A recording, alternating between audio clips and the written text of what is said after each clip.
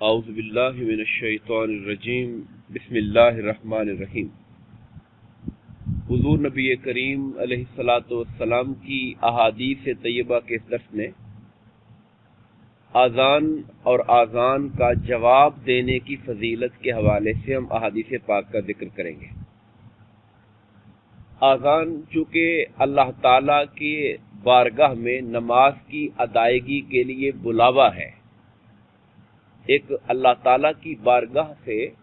اس کا ایک بندہ نمائندگی کرتے ہوئے ایک بلاوا دیتا ہے کہ حی علی الفلاح، آؤ نماز کی طرف، حی علی الفلاح، آؤ کامیابی کی طرف، تو یہ ایک انتہائی فضیلت اور شان والا عمل ہے۔ اس بات پر تو اختلاف ہے کہ حضور صلی اللہ علیہ وسلم نے خود کبھی آذان دی ہے یا نہیں دی۔ زیادہ روایات یہ ہے کہ آقا نامدار صلی اللہ علیہ وسلم نے خود آذان نہیں دی، صحابہ کرام کو حکم دیا، اور اس کی وجہ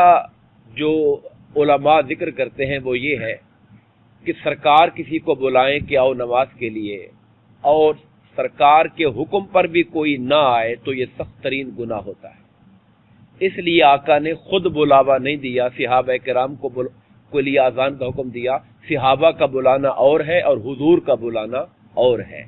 صحابہ کرام کے بلانے پر اگر کوئی اپنی ضرورت کی وجہ سے مجبوری سے نہیں آ سکتا تو اس کا معاملہ مختلف ہے۔ اللہ کا رسول خود آواز دے اور پھر کوئی نہ آئے تو یہ لوگوں کے لیے بڑی سنگین بات ہوگی، اس لیے سرکار نے اپنی امت پر رحمت فرماتے ہوئے خود آذان نہیں دی۔ ایک موقع آیا، بعض روایات میں آتا ہے کہ بارش کا موسم تھا، نیچے سخت کیچڑ تھی، سواریوں پر آپ تھے سفر میں، تو آپ نے کہا سواریاں قریب قریب کراؤ، یعنی سواریوں کے اوپر سخت بنوا دی، اور سرکار نے اپنا اونٹ آگے کیا اور خود ہی آذان کہہ کر، اقامت کہہ کر حضور نے نماز کروا دی، سواریوں پر بیٹھے بیٹھے ہوئے، چونکہ نیچے زمین ساری کیچڑ سے بھری ہوئی تھی اور آپ سفر کی حالت میں تھے۔ حضرت معاویہ رضی اللہ تعالیٰ عنہ سے مروی حدیث پاک ہے کہ رسول اللہ صلی اللہ علیہ وسلم نے فرمایا، قیامت کے دن آذان دینے والوں کی گردنیں تمام لوگوں سے زیادہ اونچی ہوں گی۔ یہ ان کی شان کی طرف، ان کے فضل کی طرف اشارہ ہے، یعنی اونچے سر والا عرب کے اندر سردار گنا جاتا تھا، تو فرمایا یہ جو مؤذنین ہیں چونکہ یہ اپنا سر اونچا کر کے آواز بلند کر کے لوگوں کو نماز کی طرف بلاتے ہیں، تو اس لیے قیامت کے دن ان کی گردن بلند ہوگی اور یہ لوگوں کے سامنے اس بات کا اظہار ہوگا کہ یہ اللہ کے گھر کی طرف بلانے والے لوگ تھے۔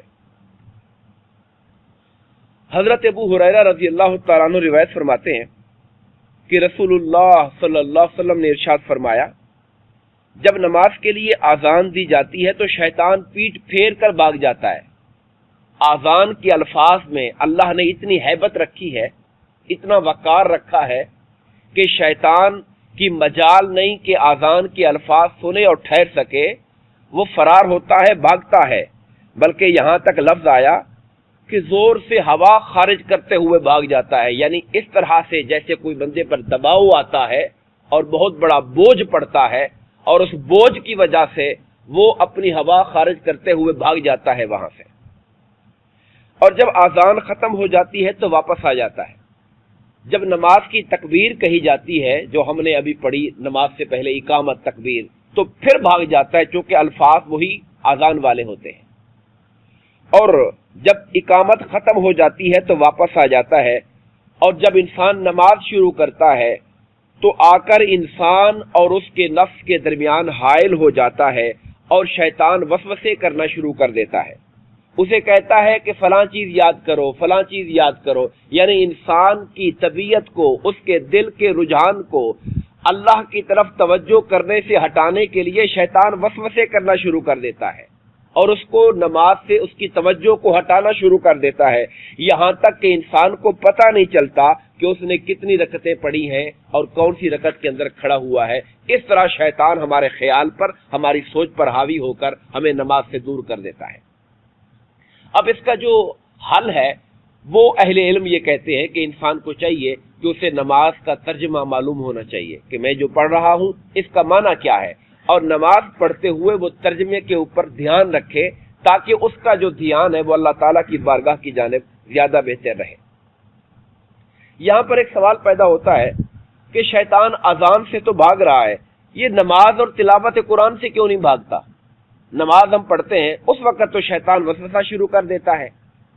تلاوت قرآن کرتے ہیں تو ہمارا دل کو اچاٹ کرنا شروع کر دیتا ہے۔ تو اس کی وجہ علماء کرام نے یہی بیان کی ہے کہ اذان کے کلمات میں اللہ نے ایسی ہیبت اور ایسا رعب رکھا ہے جس سے ابلیس پر سخت قسم کی ہیبت چھا جاتی ہے اور وہ وہاں سے بھاگ جاتا ہے۔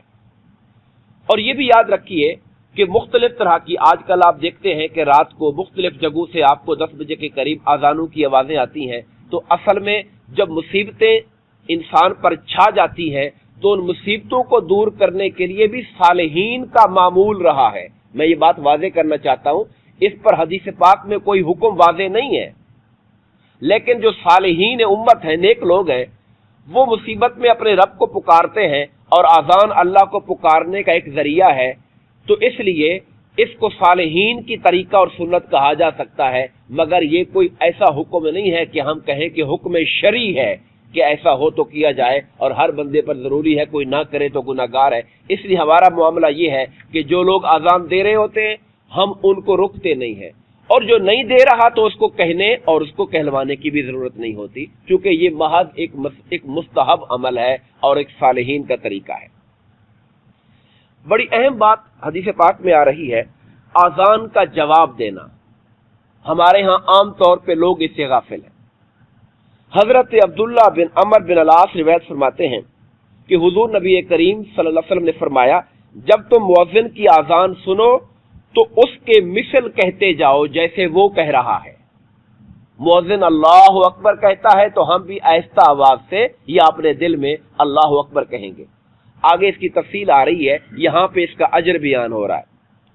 میں پھر جب اذان ختم ہو جائے اور تم جواب دیتے جاؤ ساتھ ساتھ، تو پھر مجھ پر درود بھیجو۔ نماز اذان ختم ہو جانے کے بعد مجھ پر درود بھیجو۔ یہاں پر ایک بات اور بھی ہمارے ہاں اختلافی مسئلے رہتے ہیں، لوگ کہتے ہیں نماز سے پہلے درود و سلام پڑھنا چاہیے یا نہیں پڑھنا چاہیے اذان سے پہلے۔ اذان سے پہلے کے بارے میں تو کوئی واضح روایت نہیں ہے، مگر یہ جو میں روایت پڑھ رہا ہوں مسلم شریف کی، یہ اذان کے بعد درود پڑھنے کے اوپر واضح حکم دے رہی ہے کہ جب اذان سن لو تو مجھ پر درود پڑھو، اس لیے کہ جو شخص ایسا کرتا ہے، اذان کو سنتا ہے، سن کر مجھ پر درود پڑھتا ہے، تو فرمایا جو ایک مرتبہ درود پڑھتا ہے اللہ اس پر 10 مرتبہ رحمت نچھاور فرماتا ہے۔ اور فرمایا پھر میرے لیے اللہ تعالیٰ سے وسیلہ طلب کرو، میرے لیے اللہ تعالیٰ سے وسیلہ طلب کرو۔ آپ کے ذہن میں ہوگا وسیلہ کیا ہوتا ہے؟ میں وسیلہ جنت کے اعلیٰ درجوں میں سے ایک درجہ ہے، اور اللہ تعالیٰ اپنی ساری مخلوق میں سے وہ صرف ایک بندے کو عطا کرے گا، اور دعا کرو اللہ تمہارے نبی محمد مصطفیٰ کو وہ درجہ عطا فرمائے۔ یقیناً وہ درجہ ہمارے آقا کے لیے ہی ہے، مگر میرے آقا کی عاجزی یہ ہے، فرما رہے ہیں کہ دعا کرو اللہ وہ تمہارے نبی کو عطا فرما دے۔ اور فرمایا جو اس طرح میرے لیے دعا کرے گا، اذان سنے گا، ترتیب سنیے، اذان سنے گا، درود پڑھے گا، میرے لیے وسیلے کی دعا کرے گا۔ یہ جو دعا ہے اللہم رب ھذہ الدعوۃ التامہ والصلاۃ القائمہ آت سیدنا محمدا الوسیلۃ والفضیلہ، یہ وہی دعا ہے، ہمارے آقا کو مقام وسیلہ عطا فرما، فضیلت عطا فرما۔ جو یہ دعا کرے گا، میرے آقا کا وعدہ ہے میں مصطفیٰ قیامت کے دن اس کی شفاعت کروں گا، اس کی شفاعت کرنا میرے اوپر لازم ہو جائے گا۔ کس قدر محبوب پسندیدہ عمل ہے اذان کو سنا جائے، اذان کو جواب دیا جائے۔ اذان کے جواب میں کیا کہنا ہے اس پر میں مزید حدیث پاک آپ کے سامنے رکھتا ہوں۔ حضرت عمر فاروق رضی اللہ تعالیٰ روایت فرماتے ہیں کہ آقا انعامدار علیہ الصلوۃ والسلام نے فرمایا جب مؤذن کہے اللہ اکبر اللہ اکبر، تم جواب میں کہو اللہ اکبر اللہ اکبر۔ جب مؤذن کہے اشہد ان لا الہ الا اللہ، 2 مرتبہ کہتا ہے، تم بھی 2 مرتبہ کہو اشہد ان لا الہ الا اللہ۔ جب وہ کہتے ہیں اشہد ان محمد رسول اللہ، تم بھی جواب میں 2 مرتبہ کہو اشہد ان محمد رسول اللہ، اور ساتھ صلی اللہ علیہ وآلہ وسلم۔ اور بعض فقہا نے لکھا کہ قرۃ عینی بک یا رسول اللہ، قرۃ عینی، اے آقا میری آنکھوں کی ٹھنڈک ہے آپ کا نام۔ اور فقہا نے کہا کہ جو اس عقیدت اور محبت کے ساتھ سرکار دو عالم صلی اللہ علیہ وسلم کے نام مبارک پر محبت سے آنکھوں کو سر اپنے چومتے ہوئے آنکھوں پہ لگائے گا اور ساتھ پڑھے گا قرۃ عینی بک یا رسول اللہ، تو اللہ تعالیٰ اس کی آنکھوں کو مرتے دم تک شفا عطا فرمائے رکھے گا اور آنکھوں کو درست رکھے گا۔ یہاں پر ایک بات اور بھی ہے، ہمارے ہاں لوگ بحث چھیڑتے ہیں کہ جی انگوٹھے چومنا کیسا ہے۔ یاد رکھیے، انگوٹھے چومنے کے بارے کے اندر بعض احادیث ہیں، اگرچہ وہ ضعیف ہے مگر بعض احادیث کے اندر ذکر موجود ہے۔ ایک تو وہ حدیث پاک بڑی مشہور ہے کہ حضرت آدم علیہ السلام کا جب حضور نبی کریم کے صدقے سے ان کی توبہ قبول ہوئی تو انہوں نے کہا باری تعالیٰ کہ یہ محمد کون ہے؟ اللہ پاک نے فرمایا کہ یہ میں آپ کی اولاد کے اندر سے ان کو پیدا کروں گا اور یہ میرے حبیب ہے۔ تو کہا باری تعالیٰ مجھے ان کا جلوہ کرا۔ جب ان کا جلوہ اللہ تعالیٰ نے انہیں ان کے ناخنوں کے اندر کرایا تو انہوں نے محبت میں ان کو چوم لیا، اس جلوہ مصطفیٰ کو چوم لیا جو ان کو دکھایا گیا تھا۔ یہ روایت ضعیف ہے مگر موجود ہے۔ مگر یاد رکھیے، میں ایک بات واضح کرنا چاہتا ہوں، جب سرکار کا نام آئے تو صلی اللہ علیہ وسلم کہنا، درود پڑھنا ضروری ہے، درود پڑھنا ضروری ہے اور چومنا مستحب ہے۔ کوئی چوم لے گا محبت سے اسے اجر ملے گا، کوئی نہیں چومے گا اسے کوئی گناہ نہیں ہے، نہ چومنے والے کو کوئی گناہ نہیں ہے، مگر جو درود نہیں پڑھتا اسے گناہ ہے۔ آقا کا نام سنے اور سن کر بھی درود نہ پڑھے، سرکار ناراض ہوئے اس سے، فرمایا وہ شخص بخیل ہے، وہ شخص کنجوس ہے جس کے سامنے میرا نام آتا ہے پھر بھی مجھ پر درود نہیں پڑتا ہے۔ ایک جگہ فرمایا وہ شخص بے وفا ہے، وفادار نہیں ہے کہ میرا ذکر آتا ہے پھر بھی مجھ پر درود نہیں پڑتا۔ تو درود پڑھنا ضروری ہے اور چوم لینا مستحب ہے۔ اگر کوئی چومتا ہے محبت سے تو اس پر اس کو اجر ملے گا، اگر کوئی نہیں چومتا ہے تو اس پر ملامت اور تان نہیں ہے۔ اور چومنے میں ایک بات اور یاد رکھیے، چومنے میں منہ سے آواز نہیں آنی چاہیے، یہ جو ہمارے یہاں اس طرح کی جو آواز ہے یہ آواز نہیں آنی چاہیے، محض ایک چومنا ہوتا ہے بس، اس میں آواز کا نکالنا یہ درست نہیں ہے، اس کو علماء نے منع کیا ہے۔ اچھا جی، جب مؤذن کہتا ہے حی علی الصلاۃ تو کہا تم جواب میں کہو لا حول ولا قوت الا باللہ۔ یہ الفاظ چونکہ ڈیفرنٹ ہے اس کو یاد رکھیے، حی علی الصلاۃ اور حی علی الفلاح جب مؤذن کہتا ہے دونوں کے جواب میں ہم نے کہنا ہوتا ہے لا حول ولا قوت الا باللہ، اور جب وہ اللہ اکبر کہتا ہے ہم جواب میں اللہ اکبر کہیں گے، اور جب وہ لا الہ الا اللہ کہتا ہے ہم بھی جواب میں لا الہ الا اللہ کہیں گے۔ یہ حدیث پاک ہے صحیح مسلم شریف۔ حضرت جابر رضی اللہ تعالیٰ عنہ سے روایت ہے کہ میں نے حضور نبی کریم علیہ الصلاۃ والسلام کو یہ فرماتے ہوئے سنا کہ جو آدمی آذان سننے کے وقت یہ دعا پڑھے، آذان سننے کے بعد یہ دعا پڑھے اللہم رب هذه الدعوة التامة والصلاة القائمة آت سیدنا محمد الوسیلة والفضیلہ وابعثه مقاما محمودا الذی وعدتہ، یہ جو دعا پڑھتا ہے تو آقا نامدار علیہ السلام نے فرمایا کہ اس کے لیے روز قیامت میری شفاعت واجب ہو جائے گی۔ ہم کل اس پر بات کر چکے ہیں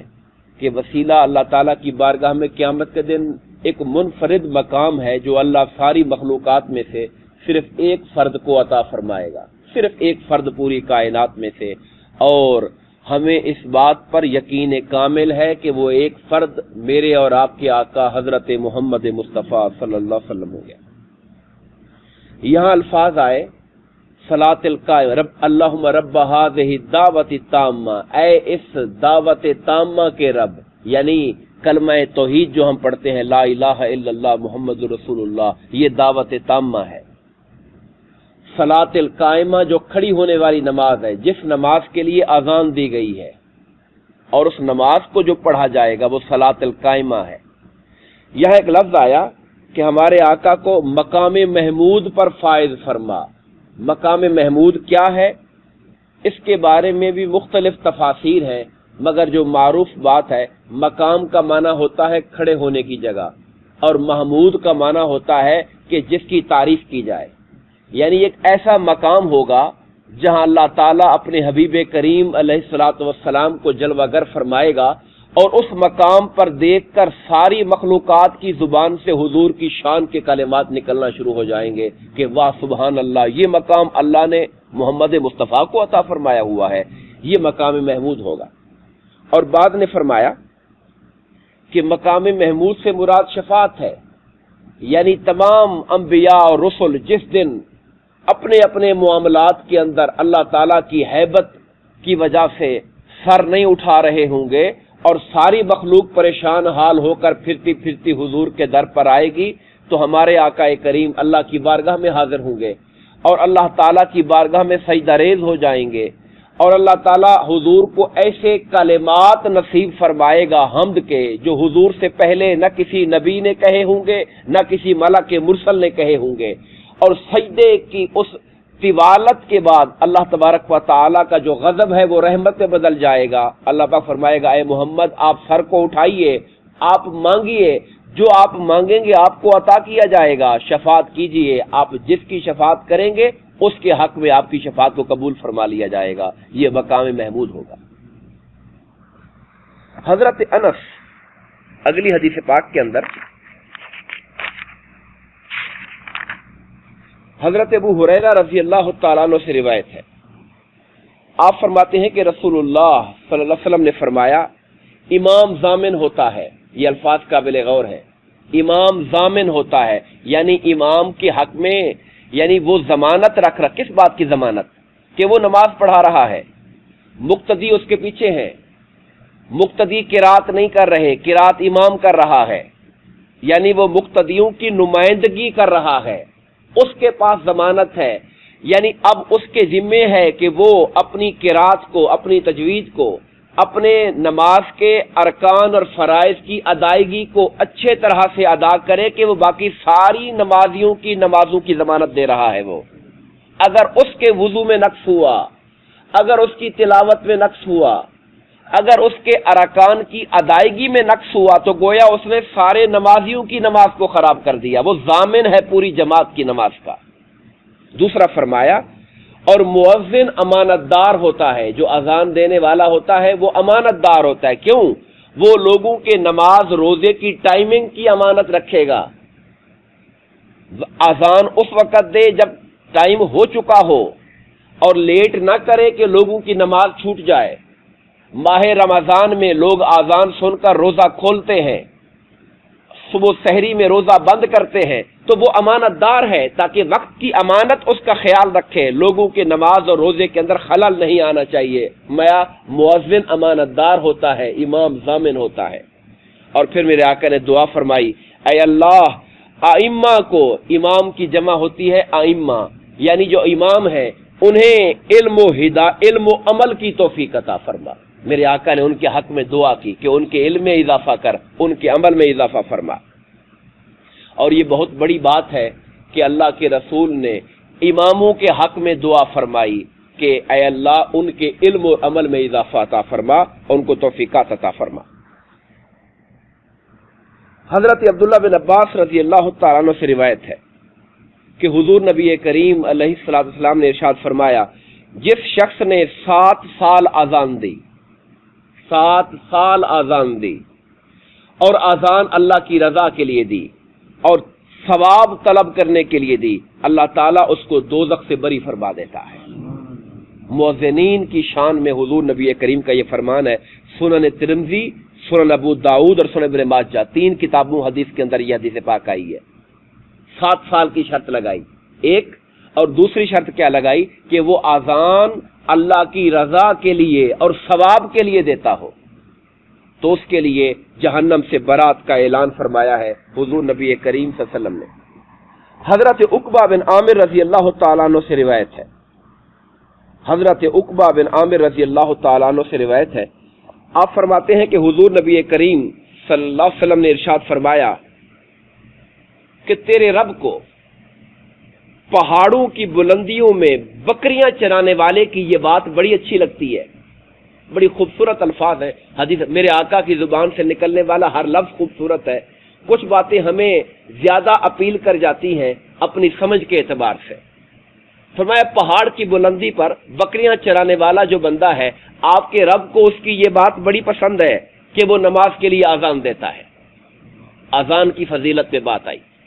نماز کے لیے اذان دیتا ہے، نماز پڑھتا ہے۔ اللہ تعالیٰ فرشتوں سے فرماتا ہے میرے اس بندے کی طرف دیکھو، اللہ فخر کرتا ہے اس چرواہے پر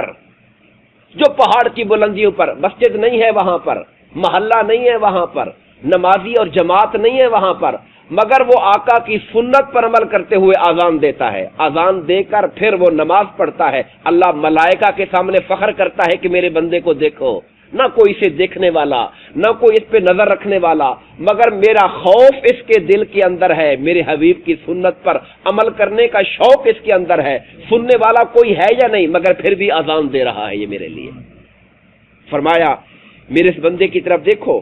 آذان دیتا ہے، نماز قائم کرتا ہے، یہ مجھ سے ڈرتا ہے، یعنی اس کا آذان دینے کا مقصد کوئی دکھاوا نہیں ہے، یہ میرے خوف کی وجہ سے کر رہا ہے اور میرے حبیب کی سنت پر عمل کرنے کے لیے کر رہا ہے۔ اے میرے ملائکہ گواہ ہو جاؤ، میں نے اس بندے کو بخش دیا، اسے جنت میں داخل کر دیا ہے۔ آپ اندازہ فرمائیے ایک بکریاں چرانے والا بھی اللہ کو کتنا پسند ہے جب وہ دین کے احکامات پر عمل کرتا ہے۔ آخری حدیث پاک آج کے درس کی، حضرت عبداللہ بن عمر رضی اللہ تعالیٰ عنہ، عمر فاروق کے بیٹے عبداللہ بن عمر رضی اللہ تعالیٰ عنہ سے روایت ہے، وہ کہتے ہیں کہ میں نے حضور نبی کریم علیہ الصلوۃ والسلام کو یہ فرماتے ہوئے سنا، قیامت کے دن 3 آدمی کستوری کے ٹیلوں پر ہوں گے، یعنی ہوگا تو ٹیلا مگر وہ ایسا ٹیلا ہوگا جس سے خوشبوئیں اٹھ رہی ہوں گی۔ حدیث پاک کے اندر آتا ہے قیامت کے دن کئی لوگوں کو اللہ کرسیاں عطا فرمائے گا بیٹھنے کے لیے، کچھ کے لیے نور کے ٹیلے ہوں گے، نور کے ٹیلے۔ فرمایا یہ 3 لوگ ہیں جن کے لیے کستوری کے ٹیلے ہوں گے۔ یہ کون 3 لوگ ہیں؟ ایک وہ بندہ ہے جو کسی کا ملازم تھا، سرکار کے زمانے میں غلامی تھی، کچھ لوگ کسی کے غلام ہوتے تھے، اب غلام بھی اس کے جسم کا مالک ہوتا تھا، یعنی خریدتا تھا نا، زر خرید ہوتا تھا غلام۔ اب وہ اللہ کا بندہ ہے، کسی انسان کا غلام ہے، تو فرمایا وہ آدمی جس نے اللہ کا بھی حق ادا کیا اور اپنے انسان جو اس کا مالک تھا اس کا بھی حق ادا کیا، وہ جو دوہرے حق ادا کر رہا ہے اللہ اس کو کستوری کے ٹیلے پر بٹھائے گا اس دن۔ دوسرا وہ آدمی جو کسی قوم کا امام بنا اور لوگ اس سے راضی ہیں، کسی قوم کا امام بنا اور لوگ اس سے راضی ہیں، اللہ تعالیٰ اس کو بھی قیامت کے دن کستوری کے ٹیلے پر بیٹھنا نصیب فرمائے گا۔ تیسرا فرمایا وہ شخص جو دن رات میں 5 نمازوں کے لیے آذان دیتا ہے، مؤذن، اللہ تعالیٰ اس کو بھی قیامت کے دن یہ شرف عطا فرمائے گا اور اس کستوری کے ٹیلے پر بیٹھنا نصیب فرمائے گا۔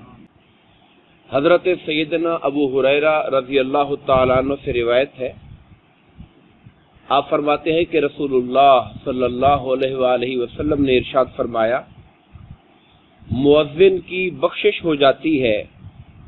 اس کی انتہائی پست آواز تک بھی، یعنی جہاں تک اس کی آواز جاتی ہے اور اس کی آواز جتنی بلند ہوتی جاتی ہے اتنا اس کی بخشش کا دائرہ بڑھتا چلا جاتا ہے۔ بعض علماء نے اس کا یہ معنی بھی لکھا ہے کہ اگر مؤذن کے اتنے گناہ ہوں جہاں تک اس کی آذان کی آواز پہنچ رہی ہے، وہ سارا فاصلہ اگر اس کے گناہوں سے پر بھی ہو جائے تو اللہ تعالیٰ آذان کی برکت سے اس کے ان صغیرہ گناہوں کی بخشش فرما دیتا ہے۔ اور فرمایا کہ ہر خشک اور تر شے اس کے لیے گواہی دیتی ہے، یعنی جو مؤذن ہے ہر خشک و تر، آپ جانتے ہیں کہ زمین پر جو بھی شے ہوگی یا خشک ہوگی یا تر ہوگی، تیسری تو کوئی حالت ہے ہی نہیں، تو گویا کہ ہر شے اس کے لیے گواہی دیتی ہے اللہ تعالیٰ کی بارگاہ کے اندر۔ اور فرمایا کہ نماز کو آنے والے کے لیے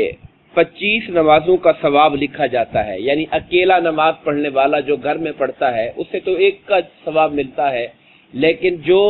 اس مؤذن کی آواز پر لبیک کہتے ہوئے اللہ تعالیٰ کے گھر میں آ کر نماز ادا کرتا ہے تو اسے 25 نمازوں کا ثواب دیا جاتا ہے۔ امام نسائی رحمۃ اللہ تعالی علیہ نے سنن نسائی کے اندر یہ الفاظ بھی اضافہ کیے کہ پھر اس مؤذن کو تمام نمازیوں کے برابر ثواب مل جاتا ہے۔ وجہ اس کی کیا ہے؟ حدیث پاک ہے کہ نیکی کی طرف بلانے والے کو، جو نیکی پر عمل کرتا ہے تو اس بلانے والے کو بھی ثواب ملتا ہے اس نیکی پر عمل کرنے والے کے حساب سے، اور اس نیکی کرنے والے کے اپنے اجر میں کوئی کمی نہیں ہوتی ہے۔ تو چونکہ مؤذن نے آذان دی اور لوگ اس کے بلانے پر نماز کے لیے آئے ہیں، تو جتنے نمازی آئے ہیں ان کی نمازوں کا ثواب اس آذان دینے والے کو بھی نصیب ہو جاتا ہے اور ان کی اپنے ثواب میں کوئی کمی نہیں آتی ہے۔ حضرت عثمان بن ابی العاص رضی اللہ تعالیٰ عنہ سے روایت ہے، آپ فرماتے ہیں کہ میں نے حضور کی بارگاہ میں عرض کی کہ یا رسول اللہ مجھے اپنی قوم کا امام بنا دیں۔ وہ خود کہتے ہیں میں نے درخواست کی کہ آپ مجھے امام بنائیں۔ ان کی قوم کسی بستی میں رہتی ہوگی تو انہوں نے اپنی بستی علاقے کے لیے اپنے آپ کو امام بنانے کی درخواست کی کہ مجھے امام بنا دیں۔ سرکار نے فرمایا تو ان کا امام ہے، ہم نے تمہیں مقرر کر دیا، مگر یاد رکھنا امامت میں قوم کے کمزور ترین آدمی کے حال کا خیال رکھ کر نماز ادا کرنا۔ جب جماعت کی نماز پڑھائی جاتی ہے اس میں کوئی ضعیف ہے، کوئی بیمار ہے، کوئی بوڑھا ہے، تو فرمایا نماز اپنی مرضی اور شوق سے نہ پڑھتے رہنا، لوگوں میں جو کمزور ترین آدمی ہے اس کے حساب سے نماز پڑھانا، تاکہ کسی کو تمہارے لمبے سجدے یا لمبی تلاوتیں یا لمبے قیام کی وجہ سے تکلیف نہ ہو، کوئی بوڑھا کوئی بیمار پریشان نہ ہوتا پھرے۔ اس لیے اپنی جماعت کے کمزور ترین فرد کے لحاظ سے نماز پڑھانا۔ اور ایک حدیث پاک میں یہ بھی آتا ہے، سرکار فرماتے ہیں صلی اللہ علیہ وسلم کہ میرا دل کرتا ہے کہ میں نماز میں تلاوت کو زیادہ کروں، مگر میں بچوں کے رونے کی آواز سن کر اپنی نماز کو چھوٹا کر دیتا ہوں کہ نماز پڑھنے والی ماؤں کو تکلیف نہ ہو، بچہ رو رہا ہے تو ماں پریشان ہو جائے گی، تو میں نماز کو چھوٹا کر دیتا ہوں اپنی کو۔ یہ آقا کریم علیہ الصلوۃ والسلام کی تعلیمات ہیں کہ آپ اپنے جو جماعت کے لوگ تھے، جو مقتدی تھے، جو نماز پڑھنے والے لوگ تھے، ان کے احوال کی رعایت کرتے تھے، ان کا خیال رکھتے تھے، ان میں سے بیماروں کا، ان میں سے بوڑھوں کا، اور اس حساب سے اپنی نماز کی جو طوالت ہے اس حساب سے اس کو متعین فرما دیا کرتے تھے۔ حضرت ابو امامہ رضی اللہ تعالیٰ عنہ سے روایت ہے، آپ فرماتے ہیں کہ حضرت بلال رضی اللہ تعالیٰ عنہ نے اقامت شروع کی۔ اقامت آپ جانتے ہیں، یہ جو نماز جس کو ہم تکبیر پڑھنا کہتے ہیں اس کو اقامت بھی کہتے ہیں۔ جب انہوں نے قد قامت الصلاۃ کے الفاظ کہے، ہم نے پیچھے آذان کے جواب دینے کے حوالے سے بات پیچھے کر لی کہ جو کلمات سنتے جائیں وہی جواب دیتے جائیں، اور جب حی علی الصلاۃ اور حی علی الفلاح آتا ہے تو لا حول ولا قوت الا باللہ العلی العظیم کہیں۔ مگر اقامت کے اندر جب قد قامت الصلاۃ کہا جاتا ہے اس وقت کیا کہنا ہے، یہ بات اس حدیث پاک کے حوالے سے اسپیشل کہی جا رہی ہے۔ وہ کہتے ہیں حضرت بلال نے جب قد قامت الصلاۃ کہا تو حضور نے جواب میں فرمایا اقامہ اللہ و ادامہا، اقامہ اللہ و ادامہا، اللہ اسے قائم رکھے اور نماز ہمیشہ ہوتی رہے۔ اقامہ اللہ، اللہ اسے قائم رکھے، و ادامہا، اور اللہ اس نماز کو قیامت کے دن تک دوام دے اور قائم رکھے۔ تو یہ آپ قد قامت الصلاۃ کے جواب میں کہتے تھے اقامہ اللہ و ادامہا، اقامہ اللہ و ادامہا۔ باقی کلمات تو وہی ہیں جو ہم پیچھے پڑھائے ہیں۔ حضرت انس رضی اللہ تعالیٰ عنہ سے روایت ہے کہ حضور نبی کریم علیہ الصلوۃ والسلام نے ارشاد فرمایا کہ اذان اور اقامت کے درمیان دعا رد نہیں ہوتی۔ دعا کی قبولیت کے حوالے سے جو گھڑیاں خاص ہیں ان میں سے ایک گھڑی اذان اور اقامت کے درمیان کا جو ٹائم ہے، جب اذان ہو چکی ہوتی ہے اور اس کے درمیان میں ہم لوگ سنتیں پڑھتے ہیں اور اقامت ہونے میں 10-15 منٹ کا ٹائم ہم نے رکھا ہوتا ہے، تو یہ جو اوقات ہیں یہ ان وقتوں میں سے وقت ہے جس میں دعائیں رد نہیں کی جاتی، دعائیں قبول ہوتی ہیں۔ اور اگلی حدیث میں ایک اور لفظ بھی آیا کہ دعائیں رد نہیں ہوتی یا کم ہی رد ہوتی ہیں۔ ایک آذان کے وقت دعا، یعنی آپ آذان سننے کے بعد جو دعا مانگتے ہیں، اور دوسرا فرمایا جب کافروں کے ساتھ جنگ ہو رہی ہو اور مسلمان کفار سے ٹکرا جائیں اور ایک دوسرے کو قتل کر رہے ہوتے ہیں، اس لمحے میں جو دعا مانگی جاتی ہے وہ دعا بھی بارگاہ الہی میں رد نہیں ہوتی۔ اور بعض حدیثوں میں آیا کہ بارش کے وقت کی دعا بھی رد نہیں ہوتی ہے، کیونکہ وہ بھی اللہ تعالیٰ کی رحمت کے نزول کا وقت ہوا کرتا ہے۔ حضرت عبداللہ بن عمر رضی اللہ تعالیٰ عنہ سے روایت ہے، اور حضرت ابو ہریرہ رضی اللہ تعالیٰ عنہ بھی فرماتے ہیں کہ ہم لوگ رسول اللہ صلی اللہ علیہ وسلم کے ساتھ تھے کہ حضرت بلال رضی اللہ تعالیٰ عنہ نے کھڑے ہو کر آذان کہی، اور آذان ختم کر کے جب حضرت بلال خاموش ہوئے تو رسول اللہ صلی اللہ علیہ وسلم نے فرمایا جس آدمی نے یقین اور ایمان سے مؤذن کے کلمات کے مانند کلمات کہے، یعنی آذان کا جواب دیا۔ یہ بات بڑی اہم ہے، آذان کے جواب حقیقت میں محض الفاظ کا دہرانا نہیں ہے، وہ تو الفاظ کا دہرانا تو جواب کی ایک شکل ہے، اصل میں تو آذان کا جواب اس لیے دیا جا رہا ہے کہ نماز کی تیاری کی جائے۔ آذان کا اصل مقصد نماز ہے، تو انسان آذان کے کلمات پہ جب اپنے سارے کام چھوڑ دے گا، ظاہر جواب دینے کے لیے آپ کو باتیں چھوڑنی پڑیں گی، آپ کو گپ شپ چھوڑنی پڑے گی، اپنا ٹی وی اپنی ان چیزوں کو بند کرنا پڑے گا، آپ آذان کا جواب دیں گے۔ جب آپ جواب دیں گے تو پھر یقیناً وہ انسان کھڑا ہو کر وضو کر کے نماز کی تیاری کرے گا، یہ آذان کے جواب کی عملی شکل ہو جائے گی۔ وہ محض لفظی شکل ہے، قولی شکل ہے، اور یہ اس کی فعلی شکل ہے، تو دونوں چیزیں اس کے اوپر لازم ہے۔ آذان کا جو اصل مقصود ہے وہ نماز کے لیے بلاوا ہے۔ تو سرکار نے فرمایا جس شخص نے مؤذن کے کلمات کے مانند کلمات کہے وہ جنت میں داخل ہو جائے گا، اللہ تعالیٰ اسے جنت عطا فرما دے گا، اس لیے کہ وہ اللہ کے بلاوے کی قدر کر رہا ہے اور اس پر عمل کرنے کے لیے مسجد کی طرف جا رہا ہے، تو گویا اللہ تعالیٰ کی بارگاہ سے وہ جنت کا حقدار ہو جاتا ہے۔ اور آخری حدیث پاک آج کے درس کی ام المومنین حضرت عائشہ صدیقہ رضی اللہ تعالیٰ عنہ سے روایت ہے۔ آپ فرماتی ہیں کہ حضور نبی کریم صلی اللہ علیہ وسلم کی عادت مبارکہ تھی جب مؤذن شہادتین کہتا، شہادتین کسے کہتے ہیں؟ اشہد ان لا الہ الا اللہ اشہد ان محمد رسول، ان کو شہادتین کہتے ہیں، دو گواہیاں۔ اب حضور کیا جواب دیتے تھے؟ آپ فرمایا کرتے تھے وَأَنَا میں بھی گواہی دیتا ہوں، میں بھی گواہی دیتا ہوں اس بات کی۔ سرکار دو عالم صلی اللہ علیہ وسلم یہ کلمات دہرایا کرتے تھے۔ دعا فرمائیے اللہ تبارک و تعالی ہم سب کو اپنے اور اپنے حبیب کریم علیہ الصلوۃ والسلام کی تعلیمات کو سمجھنے اور ان پر عمل کرنے کی توفیق عطا فرمائے، آمین۔ وما علینا الا البلاغ المبین۔